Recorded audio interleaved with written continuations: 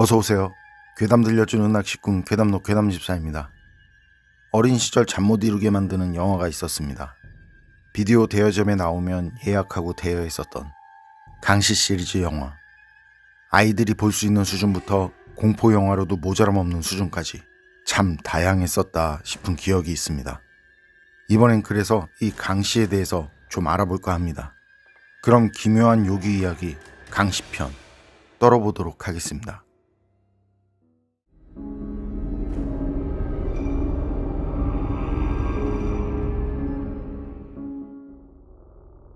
강시.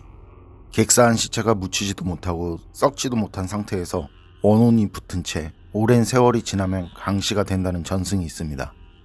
객사한 시신을 수습하지 못하면 원혼이 구천을 떠돈다는 유교와 도교적 세계관을 바탕으로 하는 것이죠. 그리고 이런 강시들은 더 오랜 세월을 보내게 되면 레벨업을 하는데, 그렇게 업그레이드된 강시 중엔 하늘을 날아다닌다는 비관과 가뭄을 일으키고 신통력까지 지니게 된다는 사자와 개를 닮은 모양을 한 후가 대표적입니다. 아시는 분도 계시겠지만 중국 전설에서 나오는 신통력을 가지고 있어 용과 같이 불과 연기를 내뿜고 사람 잡아먹기를 즐기며 난폭하고 사나운 짐승이라 부처나 신선들이 후를 잡아 사람을 해치지 못하도록 한다. 여기서 말하는 그 후가 오랜 세월을 버틴 강시가 된 그 후라는 것입니다. 그리고 강시 중엔 인간과 사이좋게 지내고 더 나아가 인간을 이롭게 한다는 단군 할아버지 건국 이념인 홍익인간에 맞춘 듯한 콩시라는 게 있다고 하는데, 이건 우리나라에서 애들 코 묻은 돈을 그리워하며 만든 애초에 있지도 않은 종류입니다. 강시의 특징은 서양의 뱀파이어와 상당히 비슷합니다. 사람의 피를 취하고 피를 빨린 사람은 강시가 되고, 낮에는 자고 밤에 활동하며 햇빛에 몸이 타들어가는 것까지. 그래서 이런 비슷한 부분들이 있다 보니 서양 뱀파이어들처럼 가슴에 말뚝을 박아서 강시를 죽일 수 있다는 설정도 나왔는데, 그건 오버입니다. 옛 이야기엔 없는 설정을 좀 더 액티브한 흥미를 위해 나중에 추가로 만든 설정이죠. 그리고 강시하면 빼놓을 수 없는 게 몇 가지 있죠. 부적과 찹쌀가루, 복숭아나무로 만든 검이 그것이죠. 부적은 닭피나 검은개의 피로 노란 종이에 글을 적어 만드는데, 이때 글을 쓰면서 주문을 외워야 합니다. 그리고 그 주문이 끝나는 것과 글을 적는 게 동시에 끝나야 하고요. 마지막엔 부적에 도장을 찍게 됩니다. 이렇게 만든 부적은 강시의 움직임을 멈출 수 있죠.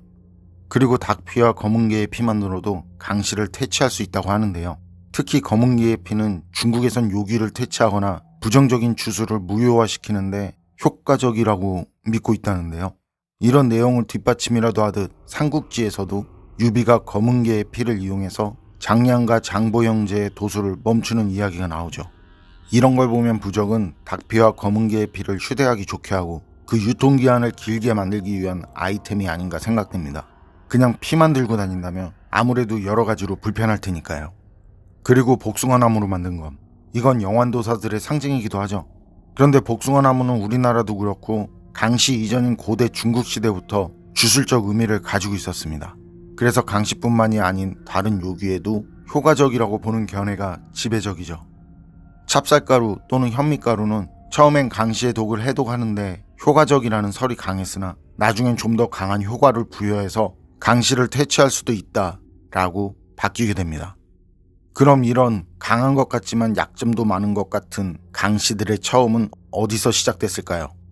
가장 많이 알려진 유래는 청나라 때 전쟁터에서 죽은 군인의 시체를 정중히 장례를 치르기 위해 본국으로 운반하는 과정에서 생겨났다는 설이 지배적입니다.